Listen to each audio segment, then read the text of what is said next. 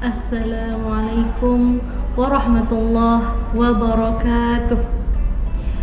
Alhamdulillahilladzi farada alaina siyam, wassalatu wassalamu ala Muhammadin sayyidil anam wa ala alihi wa sahbihi dzawil ukhuwati wal arham, amma ba'du.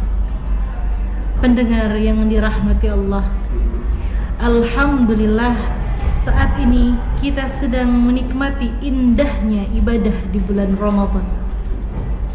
Sebagai bulan yang paling istimewa bagi umat muslim, Ramadan memiliki sejumlah keutamaan yang tidak dimiliki oleh bulan-bulan lain pada umumnya. Oleh sebab itu, jangan sampai kita yang masih diberi nikmat umur panjang dan kesehatan untuk berjumpa dengan bulan idaman ini menyia-nyiakan begitu saja segala fadilah yang terdapat di dalamnya. Untuk meraih macam ragam keutamaan Ramadan, umat muslim pun berlomba-lomba melaksanakan anjuran-anjuran ibadah di dalamnya.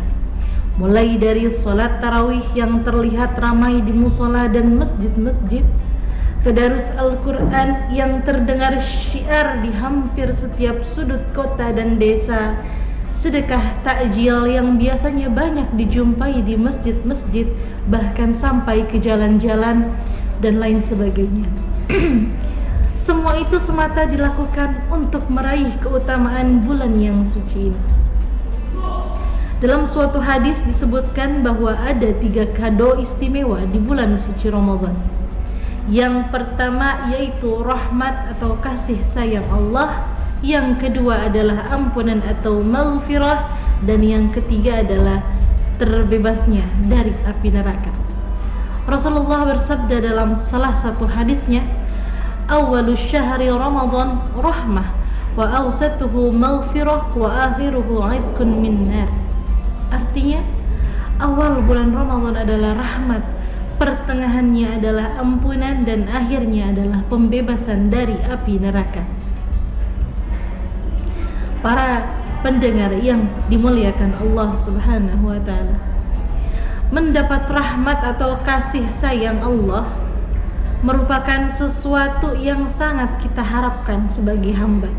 Sebisa mungkin seorang muslim harus bisa meraihnya. Sebab apa?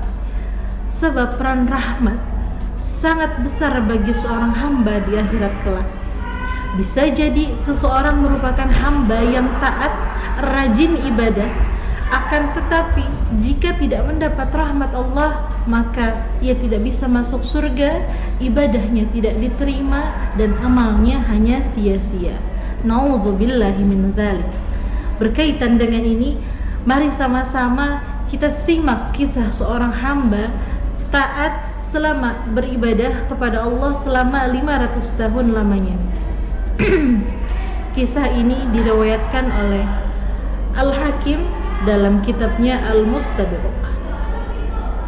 Pada waktu itu, malaikat Jibril alaihi salam bercerita kepada Nabi Muhammad sallallahu alaihi wasallam, "Hai Muhammad, demi Allah yang telah menugaskan engkau menjadi nabi, dan Allah memiliki seorang hamba yang ahli dalam ibadah.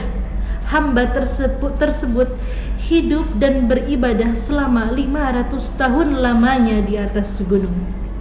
Singkat cerita, hamba itu memohon kepada Allah untuk mencabut nyawanya dalam keadaan sujud, dan jasadnya tetap utuh sampai tibanya hari kiamat. Dan apa? Doanya dikabulkan oleh Allah. Begitu di akhirat, Allah berkata kepadanya, 'Hambaku, engkau kumasukkan ke surga berkat rahmatku.' Hamba tersebut kemudian menyangkal, 'Seharusnya yang membuatku masuk surga adalah ibadahku selama ratusan tahun itu, ya Allah, bukan karena rahmat engkau.' Namun setelah dihitung, ternyata bobot rahmat Allah lebih besar daripada amal ibadahnya.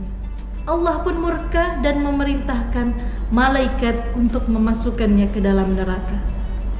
Namun sebelum dimasukkan ke dalam neraka, hamba itu mengakui bahwa rahmat Allah jauh lebih besar dan hanya dengan rahmatnya lah yang bisa membuatnya masuk ke dalam surga. Akhirnya ia pun tidak jadi dimasukkan ke dalam nerakanya Allah Subhanahu wa ta'ala. Kisah tersebut dipertegas dalam hadis yang diriwayatkan oleh Hasan dalam kitab Tanbihul Ghafilin. Dalam kitab Tanbihul Ghafilin diceritakan bahwa para wali-wali Allah dari umatku tidak masuk surga karena banyaknya sholat dan puasa, melainkan karena rahmat Allah, sebab hati mereka yang bersih, jiwa yang dermawan dan menyayangi setiap muslim. Begitu bunyi penggalan hadisnya.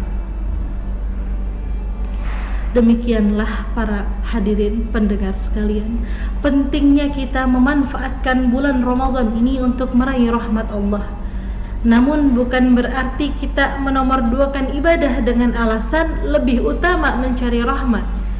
Justru dengan ibadah itulah kita menunjukkan ketaatan kepada Allah sehingga menjadi faktor utama memperoleh rahmatnya Allah Subhanahu wa ta'ala. Demikian sedikit yang dapat saya sampaikan. Semoga menjadi pembelajaran dan hikmah untuk kita semua. Selamat menjalankan ibadah puasa. Semoga Ramadan tahun ini bisa jauh lebih baik dari Ramadan tahun yang sebelumnya. Wallahu a'lam bishawab. Wabillahi taufiq wal hidayah. Wassalamualaikum warahmatullahi wabarakatuh.